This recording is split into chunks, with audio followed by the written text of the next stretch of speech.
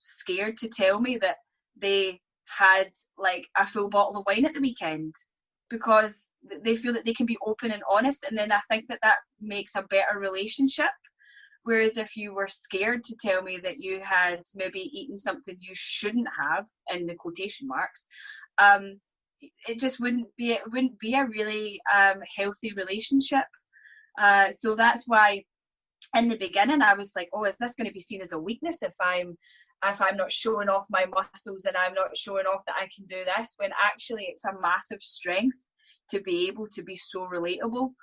So that's something that I struggled with in the beginning, but now I'm just like, people know everything now. I just tell them, like, I couldn't be bothered training today, so I didn't, or I had ice cream at the weekend. But that makes such a difference, because it does make you relatable. And I think most people, especially when you're starting out with a trainer, you see like your trainer, obviously this is a podcast, you can't see what I'm doing with my hands, but you see your trainer like up here, up at a different level, and you're down here because you feel like you're not in a very good place with your fitness.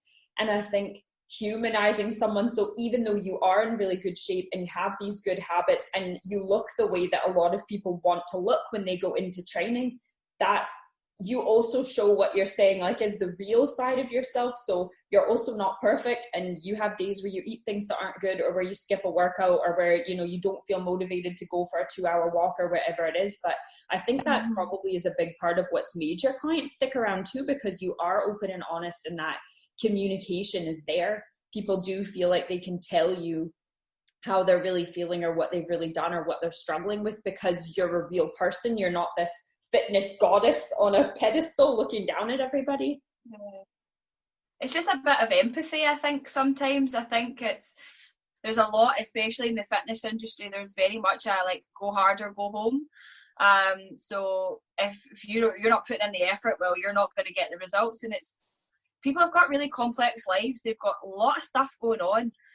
You have to show them a bit of empathy. You have to show them that you care, and that you, like, if they do slip up, that it's okay, and that we can get around this, and we can deal with it. It's not something that's going to result in you losing all of your strength or losing all of your results. You just have to build that really good, strong connection, and have empathy for people, because fitness is obviously a massive part of my life, but for some people it's not. They do it to meet a goal. So I just think that some people, this go hard and go home attitudes just sometimes works for some people, but it doesn't work for everyone. And I think that I was very mindful of that in the beginning, and still now very mindful of that. Well, and I think that again goes back to that whole thing of, how many clients that you've had for the full time that you've been in business as a personal trainer. And I think you see it all the time on like Facebook groups, and especially on social media, you see it. I want to lose weight fast. I've got a wedding coming up. I've got a holiday booked to Spain, or whatever it is. How can I lose X amount of weight by, in 6 weeks time? And I know that your attitude is very much like, it needs to be a lifestyle change. Not anybody can do a crash diet or decide that they're going to work out hard for a few weeks and then give it up. But I think that's another thing that's so great, about what you've done for me and for all of your clients. You're helping people make permanent lifestyle changes rather than just a quick fix that won't last. I think that's something that is a more personal experience for me. I've done like crash diets, and I've always been relatively slim. I used to do dance and gymnastics when I was younger, so I've got a slight kind of gymnast build, and that I'm quite short. I've got relatively thicker thighs, but I'm but you know what I mean, like a gymnast kind of build. So yeah, it's just, so yeah, I had done all the diets before, and it was just like I was almost going back to square one every time, and it wasn't teaching me anything. And I was spending a bit of money on these plans, and I was doing them, I was getting the results for a certain amount of time. I would revert back, I wouldn't learn anything, and I would have to go back to square one. And I hated the feeling of feeling like defeated, like, because I had almost been like, oh, why did you bother doing that? I didn't learn anything from that. You're going to go back and do it. And I got annoyed with myself. And it was only once I started to take little snippets of certain diets and certain plans and go, okay, well, maybe if I make this a healthy habit. So, for example, drinking 2 litres of water was in one of the plans. I just kept that going and felt the amazing benefits of drinking much more water. Another one was making sure that I had like a really good bedtime routine. It was like, make sure you switch off. This wasn't really a diet. This was more like a kind of lifestyle change kind of diet thing. And it was like, make sure you get enough sleep. And I was like, oh, wow, this is so much better. So it was these little snippets. And I was like, if people just focused on maybe trying to make a lifestyle change in small chunks, like small healthy habits, they'll get to their result and it will be maintainable, rather than making these short-term fixes and having to go and repeat the process constantly. And that's not really good for your body, to constantly putting it in this stress mode all the time. But picking like a small habit, working on it, making sure it's ingrained, and then taking another habit, making sure that's ingrained, and just building on it. It's like building blocks. It's almost like Duplo or like Lego. It's basically what you can, and then you build the house.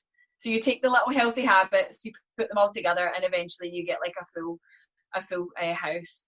That's how I try to explain it to people, that we have to do it slowly, make sure that they're ingrained, and then work on the next one, rather than thinking about it as a short term.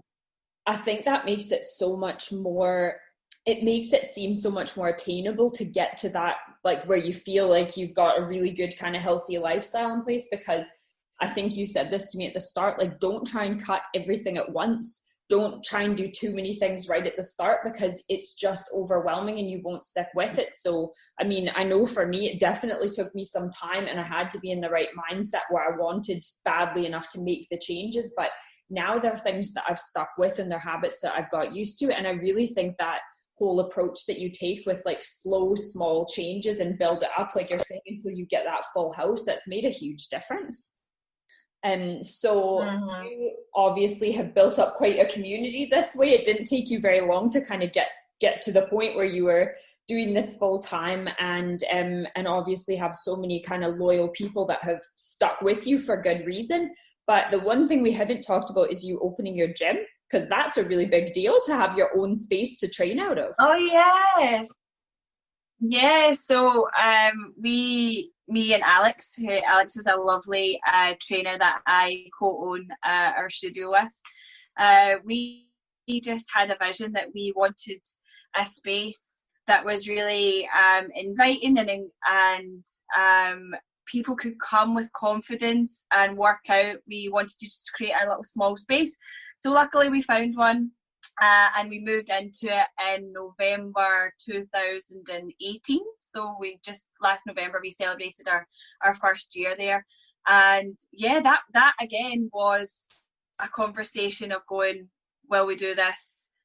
Yeah, okay, let's go for it. And we didn't, when we look back on it now, like, we can't believe that we actually just went and did it. We just found a facility. We gathered loads of kit that we had. We went and bought kit, we painted, we ripped out. Oh yeah, even looking back on what we actually did, like that place was like an office before, and we ripped it all out. We put down flooring, we put down all the gym equipment, we bought everything ourselves. We just went for it, and to be honest, like, it's our little safe haven. I can't imagine like working in another gym, if that makes sense. Like, I love having our own little space to work out of. It's just really, I mean, you've seen it, it's just really bright and airy and welcoming, and we've got stuff for if kids want to come. We've got like a little tea and coffee station. Yeah, it's a nice place to be. It feels like a gym, but it doesn't feel like a gym in kind of different respects. I would totally agree with that. It definitely feels very welcoming, and it's not, I think for some people, walking into a gym can feel quite intimidating, but your space is so lovely and cozy. And when you come in the door, you know, you've got a nice bright window and you've got the coffee and tea station, and it is a really kind of nice, inviting space. And I think too, having a space like that where you're never having more than a handful of people in it at a time, you're not going into a gym where it's like a ton of big, you know, bodybuilding guys, kind of big sweaty guys standing, hanging out. You feel like you're in a small space, and it's a very supportive.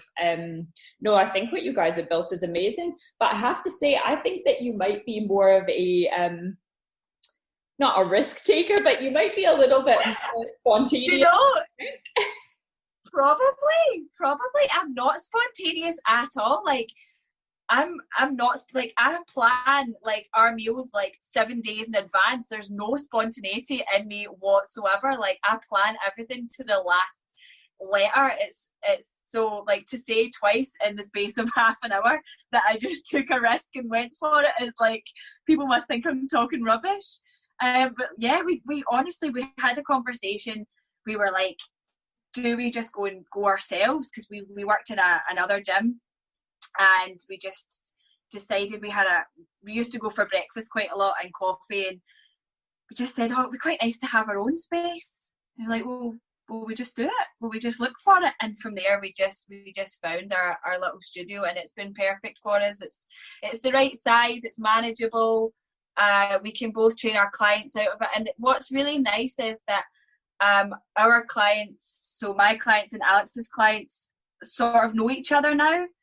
And I'll know all Alex's clients. I'll know when they come in. Like, I'll know about their families. She'll also know about my clients' families. She'll know when they're coming in. She'll know if they've had an injury, or she'll know what they're working towards. And it's nice in the gym, because if someone achieves something and we're all there, it's like a big, massive, woo, well done. Like, that's so good, because, and it's not like in a commercial gym where you're only working just with your trainer and you're maybe worried about everyone watching you. You've only got a small number of people in that gym, and it's all really supportive and encouraging. And if you come in and you're not feeling great, there's not loads of people that you need to hide from. You can just come in, we'll do your workout, we'll get through it together. But you've not got an audience. You've not got an audience if you're not feeling 100%, which I think is really nice. No, definitely. And I think, you know, going back to the whole idea of doing that spontaneously, when you look back on it, you might go, that was really out of character for me. But sometimes I think that's almost a better way to do things with business, because I have this tendency of, I'll have an idea for something like this podcast, for example, that I thought of months and months and months ago. And then I start thinking, okay, but I really need to nail the concept down, and I need to spend some more time working on the concept, and I need to do this and I need to do that. And I get it in my head that I have to do this massive list of things and plan it all out perfectly before I do it. But actually, sometimes if you just go for it, everything falls into place anyways. And sometimes I think taking those chances are when things work out the best for you. I think you don't have time to think about what could go wrong. Yes. I think if you spend too much time thinking about it, you go, well, what if this happens and what if that happens? Whereas if you just go, you don't allow yourself time to actually think of what could go wrong. You only think of what could go right in those instances. But allowing yourself to have too much time to think about it is often when you overthink things. So just doing things like that, yeah, it's got a few benefits in that you're not so caught up in what could go wrong. No, I totally agree. And while we are on the subject of having to just fly by the seat of your pants a little bit and figure things out really quickly, let's talk about how you have had to adapt your business right now. So in case anybody's listening in the future, we are, today, the 5th of May, which also happens to be week 7 of lockdown. We've just entered week 7 of lockdown in the UK. So about 7 weeks ago, we basically got put into this, I'll call it a restrictive lifestyle, where we're only to leave the house once a day for exercise and to get groceries. And for small businesses, it's been quite the challenge, because obviously we can't operate the way that we normally do. And I don't know about you, but for me, like one of the kind of silver linings in all of this has been seeing the creative ideas that people come up with, and that sort of drive and resilience and determination to